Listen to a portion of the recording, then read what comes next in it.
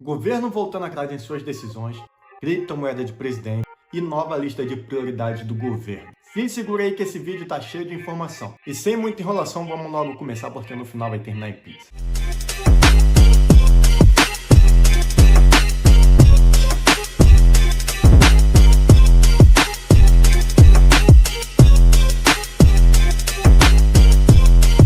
Fala Alcateia, tudo bem com vocês? Eu sou Ronaldo Lobo, criador desse canal Educador Financeiro e também escritor. E minha principal missão aqui é te ensinar a dominar o seu dinheiro e não ser dominado por ele. Ainda bem. Assim como na semana passada que eu fiz um vídeo mais simples, sem muita edição, esse daqui vai ter a mesma pegada. Porque o foco desses estilos de vídeo é eu entregar a informação mais rápido possível para vocês. Então se eu ficar criando muito roteiro, ficar editando muito, a informação vai demorar muito para chegar para vocês. Então eu prefiro fazer mais simples, mais rápido e entregar a informação logo. Mas vamos lá, o que a gente vai falar nesse vídeo de hoje? Primeiro eu quero explicar por que o governo voltou atrás com a nova regra da Receita Federal, mas também quero explicar de por que isso não é o fim do monitoramento do Pix. E a última coisa que eu vou falar sobre aqui o Brasil é a lista de prioridades do governo até 2026. Agora indo para os Estados Unidos vou falar sobre a posse do novo presidente e quais são as novas medidas desse governo. E por último, falar quais são os impactos na nossa economia. Começando porque o governo voltou atrás na sua decisão. Devido à grande quantidade de fake news que surgiram e à grande reclamação do público nas redes sociais, o governo decidiu revogar o ato de monitoramento do Pix. Um grande nome que surgiu durante esse período foi de Nicolas Ferreira, que é deputado federal. Ele fez um vídeo falando sobre essa medida e os perigos que ela tinha. E o seu vídeo tem um alcance de mais de 300 milhões de visualizações. Praticamente toda a população brasileira assistiu esse vídeo. Ele falou muitas coisas interessantes nesse vídeo, mas o que mais chamou atenção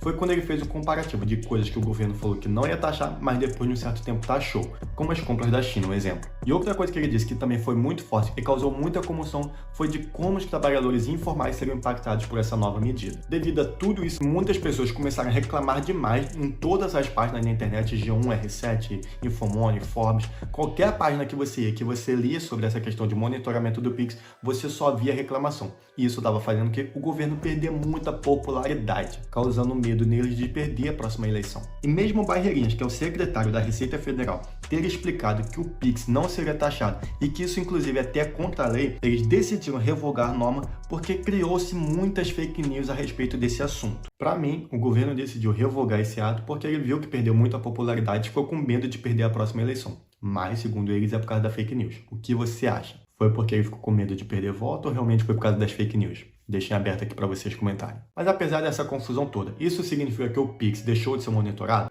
Não. Como eu falei no vídeo anterior a este, a Receita Federal sempre monitorou as transações bancárias, inclusive até de forma mais incisiva. Antes, se você movimentasse R$ 2.500, você já tinha seus dados passados para a Receita Federal.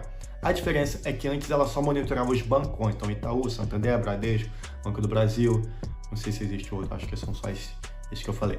Enfim, então somente esses bancos que passavam os dados de seus clientes para a Receita Federal. Mas como eu falei, de forma mais incisiva, porque antes era de R$ 2.500. Agora, com essa nova norma que iria surgir, era somente quem movimentasse a partir de 5 mil, ou seja, eles iam aumentar até o limite. Mas, devido a tanta confusão que causou, eles voltaram atrás. Então, como ela caiu por terra, agora somente os bancões continuam enviando seus dados para a Receita Federal. O que essa nova norma queria era que também os bancos digitais, as instituições financeiras, as prestadoras de serviço de pagamento também enviassem dados de seus clientes para a Receita. Mas como ela caiu por terra, novamente só continua só os bancões. Resumindo, você era monitorado e vai continuar sendo. Ronaldo, se a gente já era monitorado, então por que o governo criou essa nova medida? O intuito dessa nova medida era fechar o cerco para quem sonega imposto. Então, eles tendo acesso a quem é cliente de banco digital, a quem também tem conta em prestadora de serviço de pagamento, como PicPay, Mercado Pago, deixa eu ver mais qual. Enfim, essas outras que vocês conhecem. Então, quem tinha acesso a isso e usava essas medidas para transacionar o seu dinheiro, o governo queria fechar o cerco sobre essas pessoas para que eles também pudessem pagar impostos se eles movimentassem mais do que o limite, né? Mas apesar dessa nova norma ela ter sido revogada, sim, o governo vai conseguir fechar esse cerco. Basta você olhar as outras medidas que o governo está tomando e que pouca gente está vendo e falando sobre isso. E uma delas é o PREX, que é a mesma coisa que o real, mas de uma forma totalmente digital. É uma moeda eletrônica. Monitorar o dinheiro físico é muito difícil, você não sabe de onde ele veio e para onde está indo. Mas com o dinheiro totalmente eletrônico, isso seria muito fácil de fazer. Seria quase impossível você movimentar seu dinheiro sem ser rastreado. Por um lado, isso é muito bom, porque evitaria roubo, golpes, corrupção, evitaria também lavagem de dinheiro e etc. Mas e quanto ao nosso sigilo? Perderíamos a nossa liberdade de usar nosso dinheiro como a gente bem quiser? Fica o questionamento. Mudando totalmente de assunto, vamos ver agora a lista de prioridades do governo até 2026. Eu não vou ler tudo aqui porque é muita coisa, mas os principais pontos são: a primeira prioridade do governo é o fortalecimento do arcabouço fiscal, para expandir o PIB, diminuir o desemprego e manter a inflação baixa e também a estabilidade da dívida pública. E esse daqui eu concordei em estar em primeiro lugar porque, como vocês vão ver daqui a pouco, as próximas prioridades é tudo correlacionado com inflação, tributação e etc. Então, não adianta nada você pensar muito em tributação e arrecadar imposto cada vez mais, mas as medidas de controle da inflação, medidas de controle do endividamento não funcionam. Porque da mesma forma que existe meta de controle da inflação, também tem que ter meta de controle do endividamento público. Então, se não tem essa faixa de até onde o governo pode gastar, ele vai acabar se endividando mais e é a gente que paga essa conta. Por isso que as próximas prioridades são todas focadas em impostos, como iniciar a implementação da reforma tributária, que é a segunda prioridade do governo. Já em terceiro lugar, é a regulamentação da reforma tributária. Em quarto lugar, é a reforma sobre a renda com isenção de imposto de renda para quem ganha R$5.000. Aí a gente pula para o nono lugar, que é o fortalecimento da proteção dos investidores, isso eu achei muito importante. E em 15º lugar de prioridade está a permissão aos alunos para investirem em títulos do Tesouro Direto. Se isso daqui for aprovado, vai ser muito bom, vai ser um incentivo enorme para a questão de conhecimento, de educação financeira dos jovens que precisam muito entender sobre esses assuntos, porque eles são o futuro do nosso Brasil. Então, se desde pequenos eles começarem a se acostumar com isso, aprenderem sobre isso, é muito bom porque isso ajuda a fortalecer a nossa base. Então, eu torço para que isso daqui dê certo. Mas, como eu falei, analisando as 4 primeiras prioridades desse governo, elas são sobre impostos, seja diminuir ou aumentar. E isso justamente por causa da bagunça tributária que é o nosso país. O advogado Vinícius Leôncio compilou durante 23 anos toda a legislação tributária brasileira. O livro Pátria Amada tem mais de 41.000 páginas e pesa mais do que um elefante, para vocês verem o tamanho de tanta coisa que é. Não à toa, o Brasil ocupa o primeiro lugar do ranking de quem mais perde tempo com impostos no mundo. Isso mostra a necessidade urgente de mudarmos a nossa legislação. Mas o que me preocupa mesmo é como que o governo vai fazer essa mudança, porque sabemos que governos com vieses mais populistas costumam cobrar mais impostos. E o problema não é nem pagar mais imposto, porque se a gente tivesse os serviços adequados, bem prestados, eu ficaria felizão realmente de pagar mais imposto, sabendo que teria um bom serviço. Mas se liga nessa lista e você vai ver por que eu fico preocupado e por que você deveria ficar também. Existem 4 grupos de países quando o assunto é relação imposto e serviço público. O primeiro grupo são países que cobram poucos impostos e entregam bons serviços, que é o que todo país deveria ser. O segundo grupo são dos países que cobram muitos impostos e entregam bons serviços. De certa forma até é justo. Já o terceiro grupo são países que cobram poucos impostos e entregam maus serviços. Também faz um pouco de sentido essa relação. Mas o último grupo é o pior grupo de tudo, que são países que cobram muitos impostos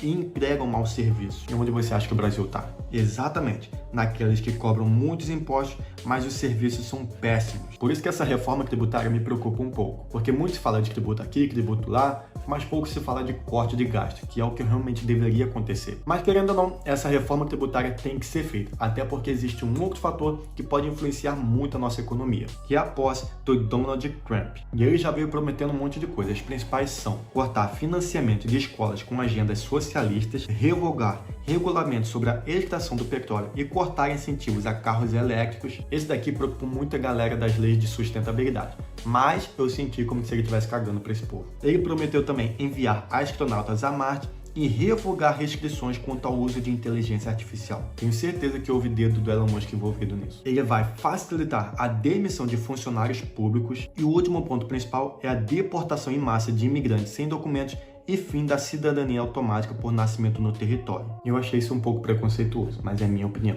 Essas promessas demonstram um governo mais nacionalista, além de que ele quer focar novamente no crescimento industrial dos Estados Unidos, Por isso o incentivo com a extração do petróleo. E outra coisa que ele tem falado muito é o fim da censura governamental. Mas também houveram outros pontos marcantes na posse do Trump, como a presença dos maiores bilionários do mundo, donos das maiores empresas, que por coincidência é a galera que mais controla a comunicação mundial. Mas também outra coisa que chamou a atenção foi a falta de membros dos BRICS, pois o presidente da China não quis ir e nem Lula nem Putin foram convidados, que inclusive disse que está disposto a conversar sobre o fim da guerra na Ucrânia, que foi outra coisa que o Trump prometeu. Ele disse que ia acabar com a guerra em 24 horas. E o mais interessante é que ele quer conversar pessoalmente com Putin, coisa que o Biden nunca fez, o que fez despertar a atenção da diplomacia europeia, pensando no que o Trump vai fazer nos próximos dias.